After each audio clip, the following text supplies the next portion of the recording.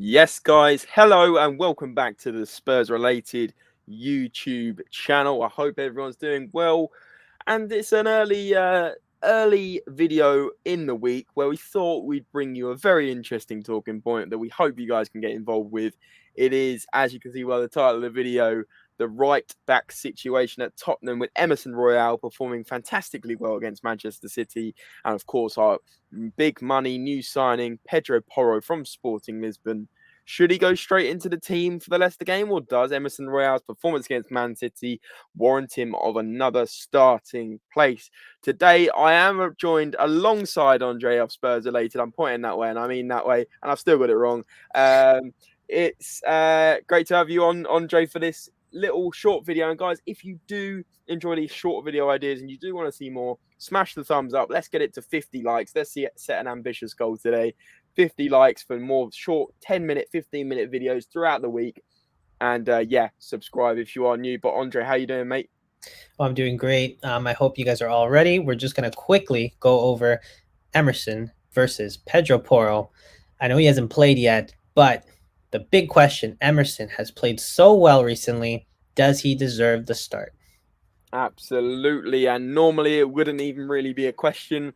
Conte doesn't really ever seem to make Jed Spence. Of course, he's now on loan at Stade Rennes. Their fans were very happy with his debut out there, which is interesting. Got 82 minutes under his belt, probably more minutes than he had in the whole entirety in a Spurs jersey.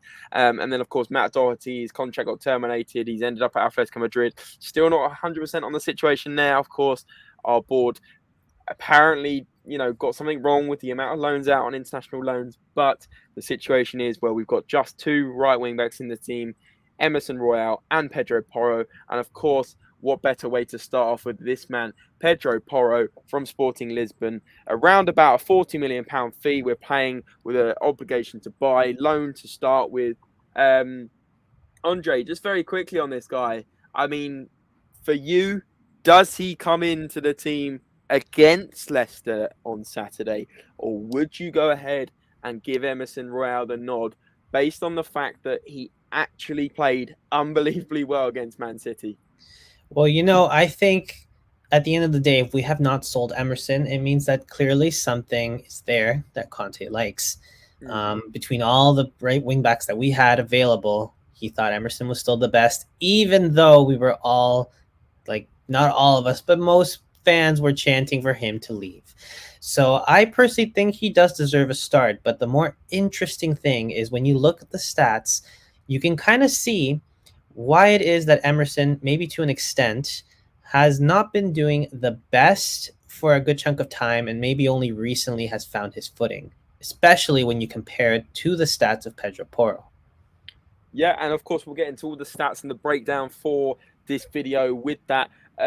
Just quickly, a little observation that I've made is a very basic one, but with Pedro Porro coming in and obviously, causing a threat to Emerson Royale's starting 11 position, do you think that's given Emerson the kick up the backside he kind of needs, or do you just think it's a coincidence that he's played probably his best performance for me in a Spurs shirt since that performance at Anfield last season?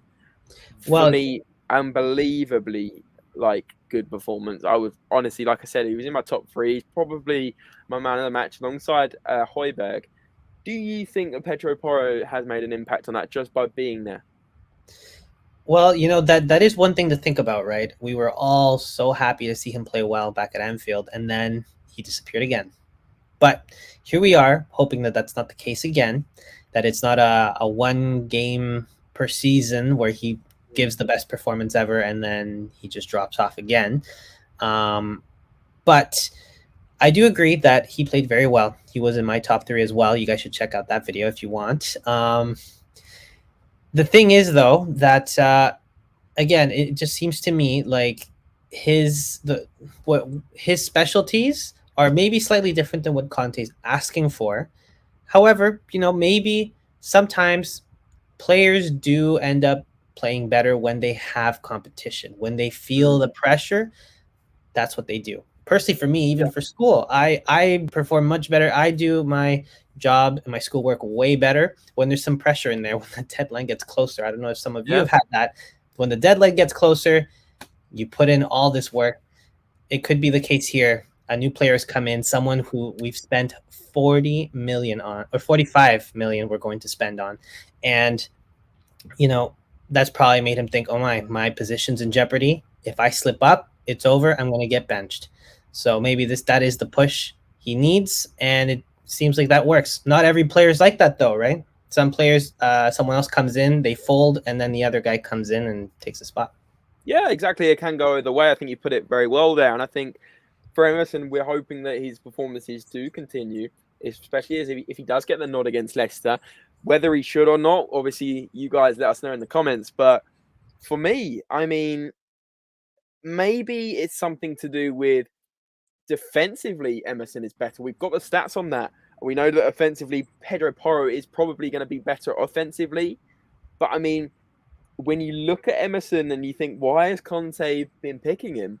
Another example of maybe why he's been picking him is the fact that Christian Romero is an absolute loose cannon at times, running forward into like as far forward as Heung-min Son, Harry Kane, putting in huge challenges on Haaland that just weren't needed in the Man City half. And it's like maybe that cover defensively is more suitable for Emerson than Pedro Porro. Maybe you guys disagree. But I think we've always discussed that Emerson Royale is a right back, not a right wing back. And that is something we always go on about this channel, especially yourself, Andre, is, defensively, we kind of brought him in as a right back and he isn't really a wing back, the one that gets up and down that wing. Although at times we have seen it and very few times, maybe the reason why Conte prefers going for Emerson is because of that defensive kind of cover on Romero, because Romero is obviously the right centre back, the right-sided player that side. What do you think? No, I agree. I didn't really think of it that way, but that is true. I've always said I really rate Romero, but I've always said that he puts in a nasty tackle here and there when he really doesn't have to. Not to put anything alongside that, I think he is very good. He's our best defender, hands down. But you're right. I do think to an extent, as I've always said, he's a right back, not a right wing back, at least naturally. He's trying to change it up and get into that position. But, it just seems to me that the stats are showing, which we'll go over in a second, that Emerson's better defensively, not so much on the attacking. And when you force someone who's much more comfortable defending away from that position and going up, maybe coming back is where things start to get a little bit troublesome. Yeah, for sure. And of course, that partnership between the right centre-back and right wing-back is key. And the partnership between the right wing-back and the right winger in Kulusevski. But of course, next game against Leicester, Romero isn't available. So maybe we're going to see Davinson Sanchez on that right centre-back. He is a bit more defensive in terms of he's not a better defender than Romero. We know that. But he probably will stay back more than Romero would. Davinson Sanchez isn't normally seen to go further than the halfway line. Was Romero, you just see him randomly, go forward. So maybe it is a perfect opportunity for not only Pedro Porro to come in, but obviously get that sort of freedom to be able to go up and down the wing and not cover as much as maybe an Emerson Royale would. Yeah, I agree to an extent. I will worry a little bit, which we're going to veer from that in a second, because obviously this is about Pedro Porro and Emerson. But a quick thing on Sanchez, I find he always ball watches. So it's something to think about when you're putting in a player who might be told, oh yeah, run forward more, right? That seems like it's Pedro Porro's expertise is to run forward, get in those balls, and just try and get more goal contributions. However, if you have someone who's just ball watching in the box, yeah, I can see that as well. Yeah, for sure. Let's talk about these stats, Andre. I'm sure the listeners and the watchers are keen to hear the XGs and the goal contributions that we've pulled off about this kind of debate. And of course, guys, if you are still watching the video 10 minutes in, give us a little thumbs up, put COYS in the comments if you're still watching. We'll try that one out this time. But also let us know Emerson or Porro for the next game. And maybe before you put that comment, you want to hear these stats. So Andre, over to you for them. All right, so first one for Emerson. Let's talk defensively, as I was saying. It looks like Emerson puts an 80% tackle success rate in the Premier League so far over the last 17 matches, while Pedro Porro 61% tackle success in the Premier League, right? In the Portuguese league. Yeah. So right there, right off the bat, it tells you, Emerson is much better defensively. 80% is not bad. 80% is not bad. It's not bad. You putting in that tackle, Pedro Porro not so much. which also, that reflects on the fouls. Pedro Porro does have more fouls. He has 16 fouls, while Emerson has 13. That surprises me.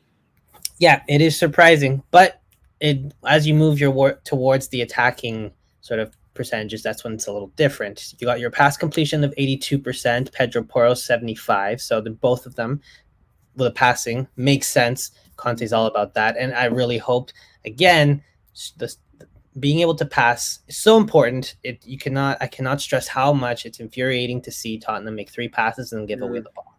So yeah, but then on the attacking front, Emerson, 12 shots, 4 on target, 1 goal, 1 assist.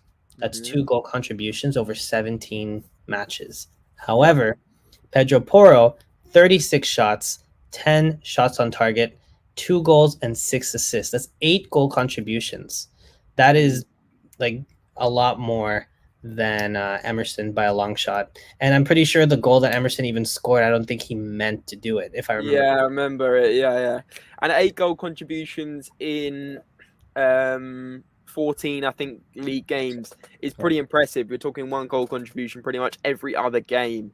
That's a pretty impressive record for a right wing back. And of course, the Premier League is very different to the Premier Liga in terms of the Portuguese league. But having said that, that is very, very promising stats offensively. So quite clearly from these stats, Andre, I think we can conclude that Emerson Royal actually performs better defensively, as much as we may not think it. But actually, Pedro Porro is a far superior attacking right wing back option. Exactly. So it could be one of those things too, where, when you really put it into perspective, Conte has kept a right wing back who's defensive and a right wing back who's attacking. He loves to have all his players, including the ones on the bench, be equally as important, right? That's what he asks for. So honestly, it makes complete sense that he has kept one of each, so that on games where we need to play defensively, he brings in Emerson. On the games where we can be more attacking, he brings in Pedro Porro. I think both of them will be in a position where they'll be playing in and out all the time, each game being switched out, all depending on the type of team we're facing. But the idea is here that it's very good to see, sort of to put into perspective, what each player's most important, I guess, stat, right? We got more defensive, we got more attacking.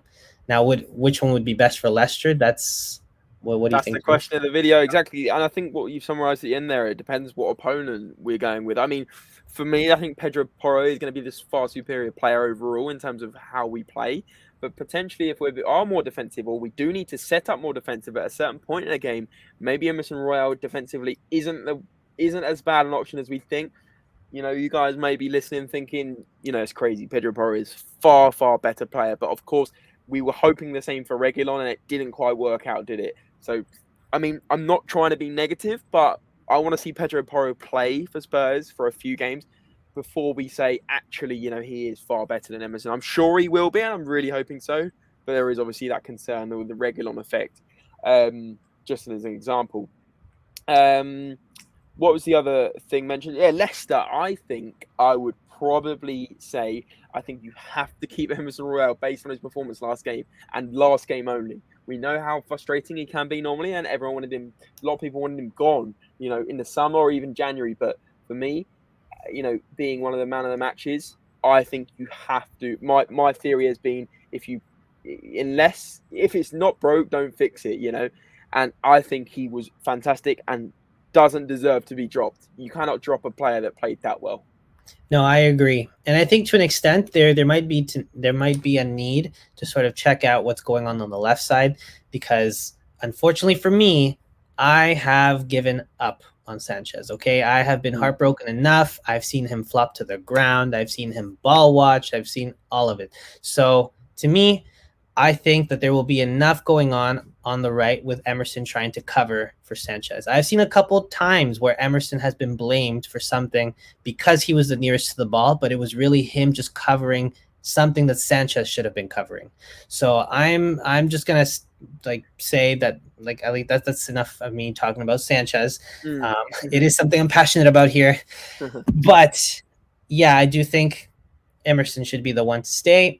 And then in terms of tactically, which we'll go over more in the next video when it comes to the match preview, I think it may be smart to look at something going on the left side, where there There you aren't go. that many ball watchers. I think one thing to mention on Pedro Porro is we sometimes see it with Perisic where he swaps wings during the game. Will Pedro Porro be able to go to a left-sided wing back if needed? You know, say Perisic gets injured and say Sessegnon is just completely out of favour. Can we bring on Pedro Porro for the left-hand side? I'm not so sure. I'm not so sure how good he is on his weak foot. Potentially some people that are watching could tell me exactly that.